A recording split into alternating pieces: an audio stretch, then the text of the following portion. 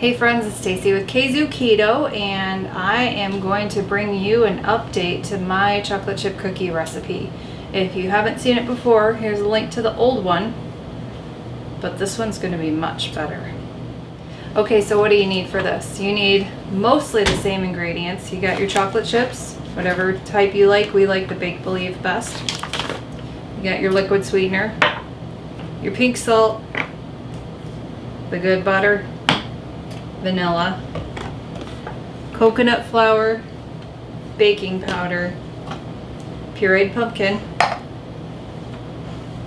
xanthan gum, regular sweetener, keto sweetener, whatever sweetener you choose. We use, as you can see, Lakanto erythritol sweetened with monk fruit, almond flour, and eggs. The new ingredients, Lakanto now has an actual brown sugar substitute. This stuff is amazing. As you can see, I've already almost used the whole bag because we absolutely love the chocolate chip cookies with this instead of the Lakanto Golden. And another thing I'm going to use is some oat fiber. Links to everything that we use or similar to what we're using can be found down below for Amazon. It is an affiliate link. Doesn't cost you anything extra, but it does give us a little bit back to put back into the channel. What do we do first? We preheat the oven. So you're going to want to turn that on to 350 degrees. Line your cookie sheets however you do it. I use a silpat mat. If you want to use parchment paper, if you want to grease them, whatever you do, go ahead and do that too. Soften your butter. I put it in the microwave. Probably a little too long because it's very liquidy, but just get your butter softened. That is very important for getting it to mix properly with your sugars. So this is half a cup of butter. We have a third of a cup of the regular Lakanto. Then we're going to put in 3/4 of a cup of the Lakanto brown monk fruit sweetener with erythritol. And this is what I'm talking about. This stuff actually looks like brown sugar. Like you can see how it's doing that brown sugar yumminess where it just kind of slowly falls and says, hey, look at me, I'm so good. Then we're going to turn that on and mix it until it becomes light and fluffy. Now we're going to add the rest of the wet ingredients. So you're going to take your liquid sweetener. I do about 10 to 15 drops. It just depends on how much you actually want in there. 2 teaspoons of vanilla, 2 eggs, and my secret ingredient, if you remember from the other video, if you watched that, 1/4 cup of pumpkin puree. You can use 3 eggs if you don't want to use the pumpkin puree. If you're a little squeamish about pumpkin because you don't like it, believe me when I tell you, you do not taste it in here. I actually use this in quite a few of my cookie recipes, and cookie recipes in training, in experimentation. You get what I'm saying. Then we're going to mix that all together.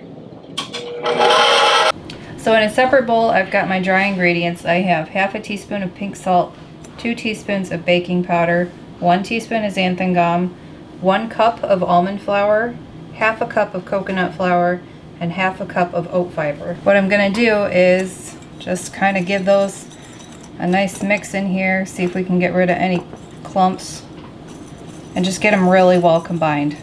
Once we've got that all mixed, we're going to slowly add it to the mixer as it's going.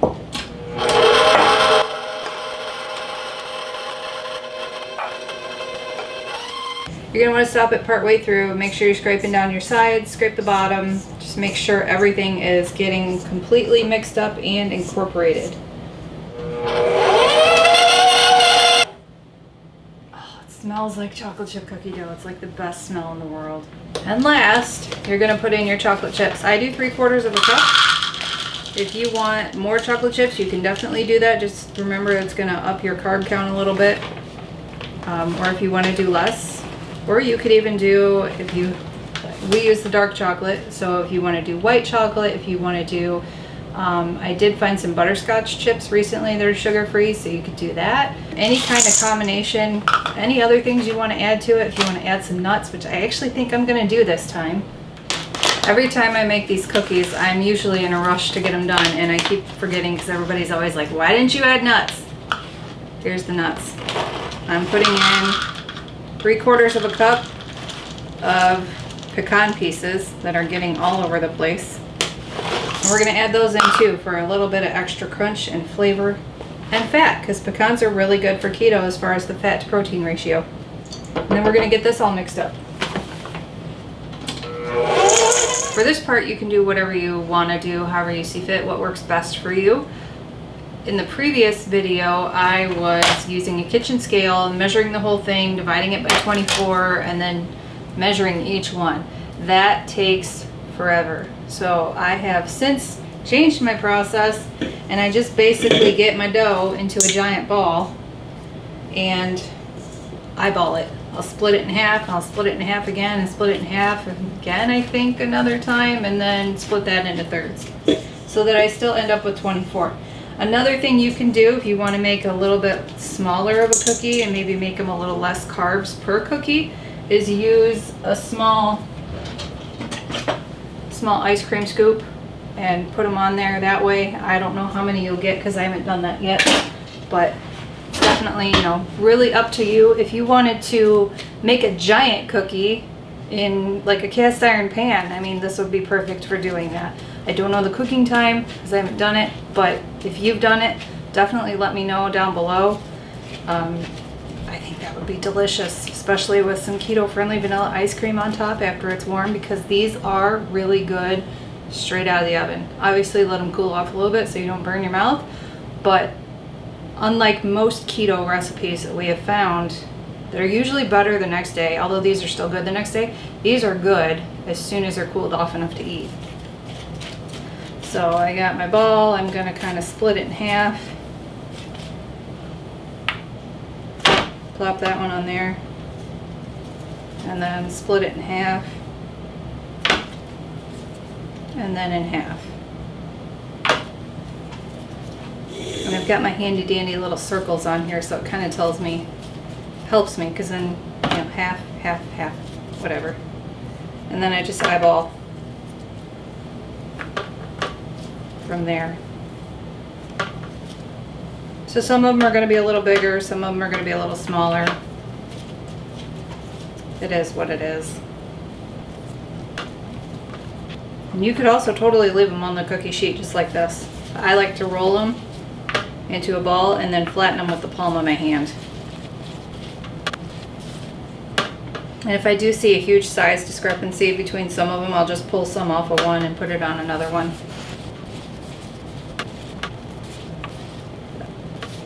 Okay, and they're flattened.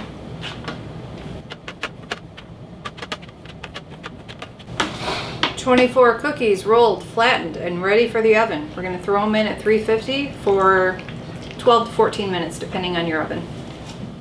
They're done after 12 minutes in our oven.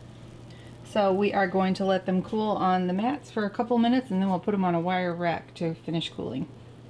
These have cooled off enough to where they're still warm, but they're not going to burn the crap out of our mouths when we eat them. So I'm going to talk about them for a second. I'm going to let you I get to eat? Eat. All right. So I will say with this, though, normally keto desserts, when they're warm, not exactly the greatest. They let it cool off. The Lakanto brownies and stuff like that. Mm-hmm. These, however, are good even fresh out of the oven. And in my opinion, you don't really get, I don't feel like you get the cooling sensation that you do with the erythritol.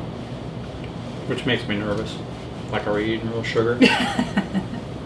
So anyway, I thought I was pulling a fast one on whatever and making them less carbs by using the oat fiber, and it would if you used it in a substantial amount, but the little bit that I use, it actually made the whole recipe go from 34.5 net carbs to 34.2 net carbs. So it is still a little bit less, not a whole lot, but hey, we'll take it where we can get it.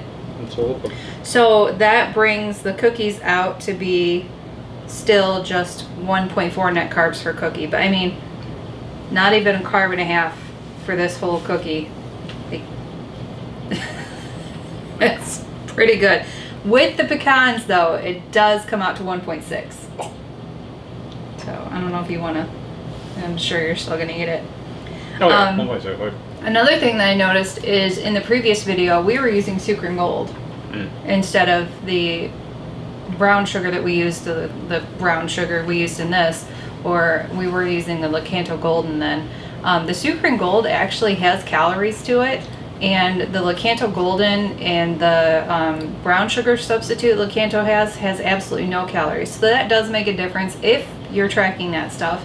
It does make a difference. The old recipe was 165 calories per cookie. This is 112 with the Lakanto brown sugar substitute. As I made them with the pecans, it's 137. So still not bad at all, in my opinion. So we do have, I did mention the Amazon affiliate earlier. We do also have an affiliate with Lakanto. So if you go to lakanto.com, buy stuff off of their website, put in Kzoo Keto at the checkout for your coupon, it will give you 15% off.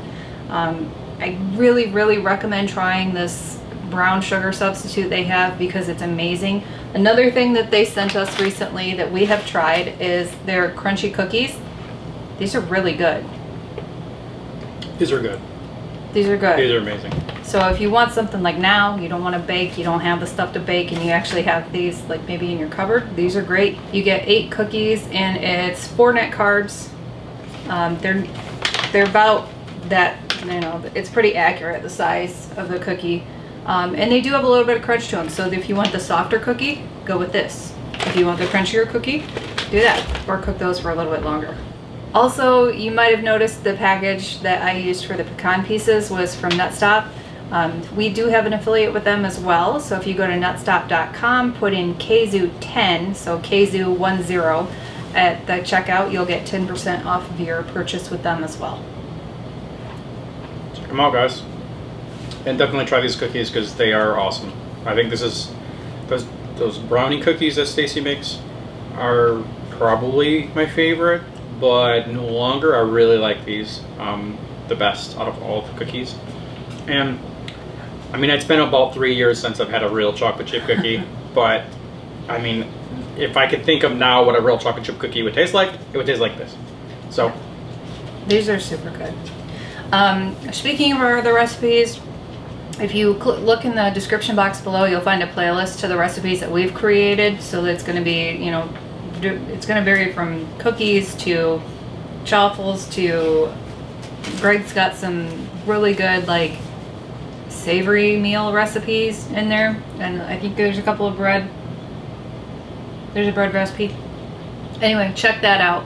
Our filming's got a little better since then, so don't hate us too much for trying to figure all this stuff out. We've gotten a little bit better of a recipe when it comes to recording these things. But so Stacy's been experimenting a little bit with some additional cookies. So we actually found a peanut butter cookie that we really like, and it actually is like a crunchy peanut butter cookie. So this is obviously, it's not crunchy right now. Although it's probably not too bad. It's probably still pretty good. It's still pretty. I mean, we've had this for a few days now, so about a week. About a week. So I mean, it's delicious.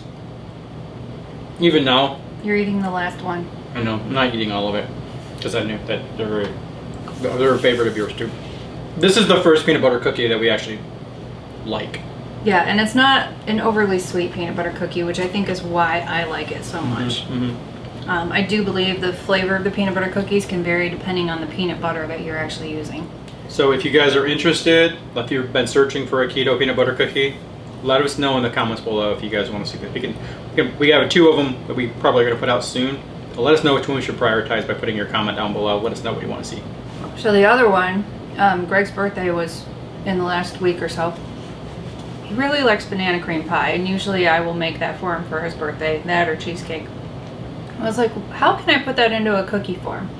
So I came up with, I'm calling it a Chunky Monkey cookie.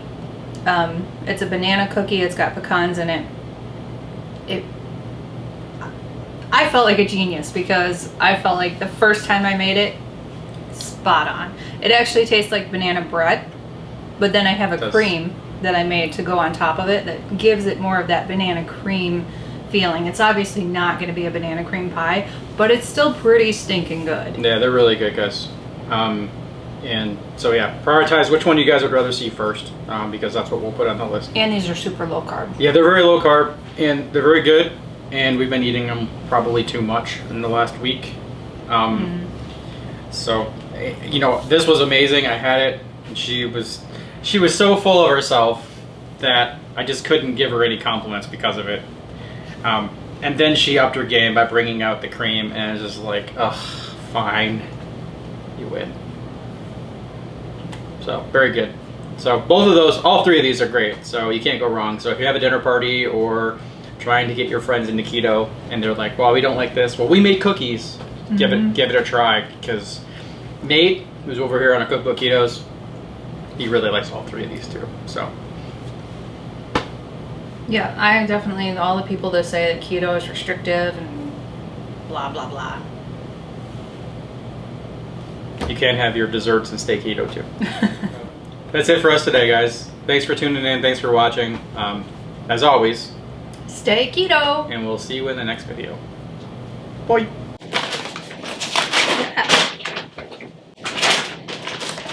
Poor Nate.